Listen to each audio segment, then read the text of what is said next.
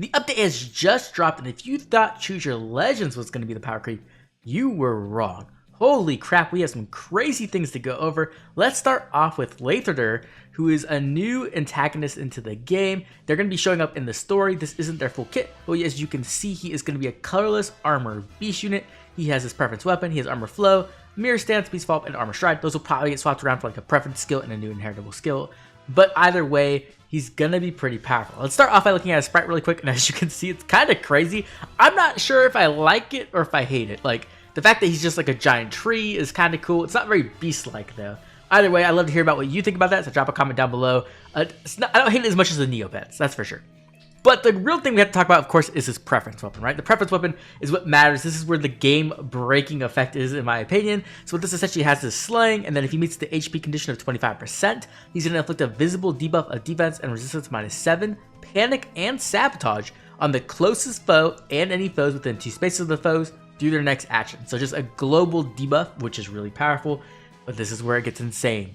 You're also going to inflict Assign Decoy and a status preventing counterattacks on foes with the lowest defense with a range of equal to 1, and foes with the lowest defense with a range of equal to 2 amongst the closest foes and any foes within 2 spaces of them. Yeah, so let me clarify what this actually means, right? So if you don't know, Assign Decoy is the effect that Brave Sword introduced to the game. It essentially allows you to turn other units into save units, right? Which is a cool effect, but now it's being used in some kind of like Giga Brain crazy strat, where essentially he's going to be turning your weakest units, like your most frail melee unit and your most frail ranged unit, into your saves for the team. Which is crazy. So not only does that let you target those units to destroy them, which typically those are going to be your supports or going to be like your nukes, it also puts a flash effect on them so they can't counterattack. So if they don't have like NCD, which they probably don't if they're that frail, like that's usually on a tank, right? You're going to be able to destroy them like without any kind of like knockback at all. But the really crazy thing, because this gets more powerful, is that if you know how saves works, if you have 2 of the same type of save, let's say you have one far save and then another far save, and they're overlapping in range, it actually just turns off save completely. Like no save actually happens. And so now if you have Assign Decoy, right, it's going to hit the unit that like typically is not your save. Your save is probably never going to be the unit with the lowest defense on your team, either as a near save or as a far save. And what this will do is if you have a save and then you have an Assign Decoy save, it will actually turn off saves completely on your team. Meaning that this unit can essentially just turn off saves, or he can even make your weakest units into saves. It's just complete chaos. Like, it's absolutely ridiculously powerful. I cannot believe, like, saves are already not in a very good space right now. There's only a few that are very good, like pretty much Mur, Amelia, and Byleth, and now we just get to kill them even further. The other thing, of course, is that this does affect Brave Soren too, as Brave Soren's Assign Decoy will also be kind of neutralized out, right? Like just again, if you have your Assign Decoys on your team, but then also some other allies on your team are also getting Assign Decoy, it will cancel out the saves. So that will essentially not work. So this is kind of also a counter to Brave Soren in SD. The rest of his weapon, of course, you also have the HP condition where he inflicts penalty on the foe's attack and defense equal to 20% of his visible res at start of combat, +6. You get special cooldown count -2 before the foe's first attack, so like that Lagoo's Friend special jump, which is really powerful on an armor. We already saw this on Gatry, and it makes him really good with like a lot of defensive specials, or it can even like, you can stack it with Hardy Fighter and get like miracles up, so very powerful effect there. You also get flat damage reduction based off 20% of your res during combat. Insane. It does not work with AoEs though, that's something to note. Then also, if your attack can trigger the foe's special, you also get to reduce damage from the foe's attacks by 20% of your res again. So, just a ton of flat DR, and you get to heal 7 HP after combat, and then you have the typical Beast Armor transformation, where you get attack +2 and distinct counter. And so overall, we just have like an absolutely bonkers, insane unit. Now, the first thing we have to remember like is that he himself isn't armor. And so unless he is trying to create a new version of armors where he himself isn't a save, kind of like what I was trying to make with like Brave Bernadetta or Brave Alphonse in my theory crafts, where he just plays a completely different role, he himself is going to be interesting because if you run into a mere matchup where he is trying to be a save unit on your team, but turn off the foe's saves, right? The foe will also do the same thing to you, so then he won't be able to actually effectively be a save unit. So that's really, really interesting. I think this is just going to create like complete chaos. It's going to be very annoying in my opinion. But I think it also opens up the avenues for some like crazy 5-brain like strategies where you take advantage of your weakest unit being a save, or like just like really strong positioning so that you can avoid your saves getting turned off.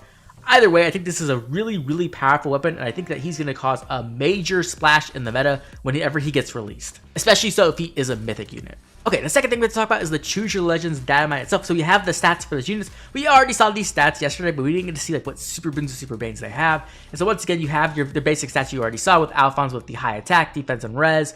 And then he also has a super boon and attack and a res. He has super banes in all of his other stats though, so that's kind of crazy. You really do want defense as a super boon, so it kind of sucks that he doesn't have that, because most of his damage and DR is scaling off defense. So you're still probably going to want to use that as his boon if you only get one.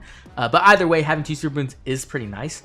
We then have Bernadetta with, once again, her fast, speed, and attack. And she has a super boon in speed and defense. So also a little bit weird. Speed is obviously really good. Defense isn't the thing you're really looking for. You're really looking for attack, because she is once again going to be a desperation unit, a dual phase brave desperation unit. So you really want attack on her. So that's a little bit, once again, a little bit weird. Then we have Felix, who has a super boon only in speed. I don't know why Felix got like, he's the only unit who has 1 super boon, but for some reason that's the case. He also has super banes in HP, attack, and resistance. So pretty rough stat lineup there.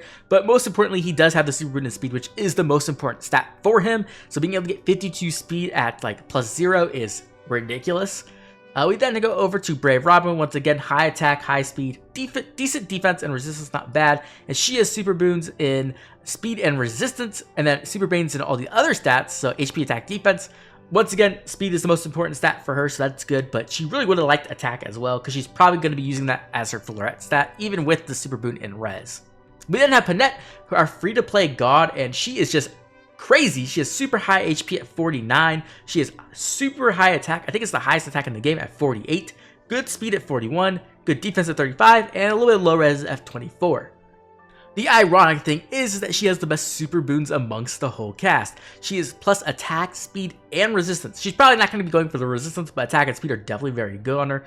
And not only that, she has an absolutely insane preference weapon. So we have Berserker Axe. This gives slaying, and then at start of turn for herself and allies within 2 spaces of herself, she's gonna give out times pulse 3. That's right. We have like an Asker that is a free-to-play unit who also can Gale Force or just like kill things or whatever, right? Like this is really powerful support. We still use Asker for the support. So being able to have another free play unit is really cool. And you could even combine it with Asker, right? To get -2 special cooldown. So that's also awesome. Just really, really impressive with this weapon. She also has, if foe initiates combat, or if the foe's HP current equals 75% at start of combat, she'll get a bonus to her stats equal to 25% of the foe's attack at start of combat, max of 14. So just max of all, pretty typical stat bonus there. She also gets a guaranteed follow-up attack. She deals damage equal to the damage dealt to herself, a max of 30, so up to 30 true damage. Doesn't work with AoEs. And then she also gets additional true damage equal to 50% of her own attack during combat, once again not working with AoEs. And so Panette is just here to offer some really good support, but also just to kill things. Like, let's be real, having that much true damage in your weapon is really scary. The guaranteed follow-up attack is kind of interesting. I don't think she necessarily needed it because her speed isn't bad. You can definitely invest into her speed to make it work. So that's kind of interesting to be there, but definitely not a bad thing overall. I think this unit is just really, really good. Great stat line, great support, and a powerful preference weapon. There's nothing to complain about here. If you're a Panette fan, you pretty much got like a 5-star banner unit for free. So congratulations. We then have to talk about the inheritance restrictions for the new skills in the game. So we have Creation Pulse, Brave Robin's new C slot, and just like we expected, this is only available to infantry units, and it does come off of times pulse 3, so you'll need time pulse 3 to get that skill inherit, which is a good thing in my opinion. It just makes it pretty easy to get this without having to like break the bank, so very nice to see that. We also have Endless Tempest from Felix, the skill that gives you the extra space of movement, the stats, and then also the dull effect. This is available to flyers and infantry units of the melee type, so that's pretty cool. It's even available to beast and dragons as well, which is cool too. So I'm pretty happy with that. I'm glad they didn't put like an unnecessary restriction on it for no reason. They kind of just kept it the same as it already was, which is a big bonus for me. We then have Curved Shot, which, as anyone could have guessed, this is only available to bow units, but it does come from Moonbow, so that's pretty cool. Going to be very easy to inherit that as well. Then we have a really big one in Fortifications on Brave Alphons. This is the skill that gives those visible stats while also giving the Divine Feint effect and Distant Counter. This is a really big skill, possibly one of the best skills for Brave Ike, or one of the best skills for Emblem Ike in Summer Duels, because it gives him like a way to have his own AoE damage reduction. And this is available to any unit who is not ranged. So a little bit disappointing, I would say, because Fort Defense Res can definitely be put on ranged units currently, right? So it kind of sucks that it doesn't work as a close counter as well. But at least it's available to all like the melee types, so dragons, you know, your axe, your sword, your lances, and even beast units. So that's good. I do wish it was available to ranged units, because I think there's a lot of cool ranged units who could use this, like Fallen Leon even, which would have been fun. But not the best news, but not the worst news either, I guess. And then lastly, we also have reopening the new Guard Tier 5 skill, essentially, that gives that flat DR and true damage as well. And this is also available to the same thing, so any melee unit, right, you can't give it to any ranged unit, which once again kind of sucks. I think there are some ranged units that could definitely use this, but it is available to any movement type, which is a big deal because some armors could use this, right, because they don't have access to Leguse Friend 4. Typically, you're probably going to use Leguse Friend 4 on infantry units, but having this available to flyers, cavs, and armors is a big deal in my opinion. I'm pretty tempted to put this on something like Ashnard because I think they could really help him out. The last thing to add in mind is just a nice customization support pack, you know, the typical thing you get, a little like wallpaper for your units. And this time it's going to be the Hoshido festival, so that's kind of cool. Nothing really big here, no crazy like orb packs or anything like that. We kind of already got that with Hero Fest, so it's not much of a surprise. Though I wouldn't have mind getting a few more, not gonna lie.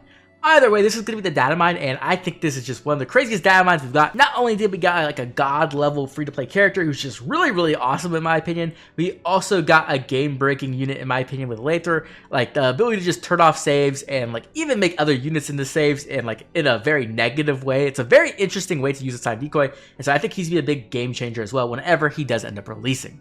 But I'd love to hear from you. What do you think of this update? Do you love that Panette is just crazily good? Are you scared of Læraðr and what he's going to do to the game? Either way, I'd love to hear about it, so make sure to drop a comment down below. And as always, I'd like to thank all my members for their constant support. This has been Oblivion. I'll catch you all later with more Fire Emblem Heroes.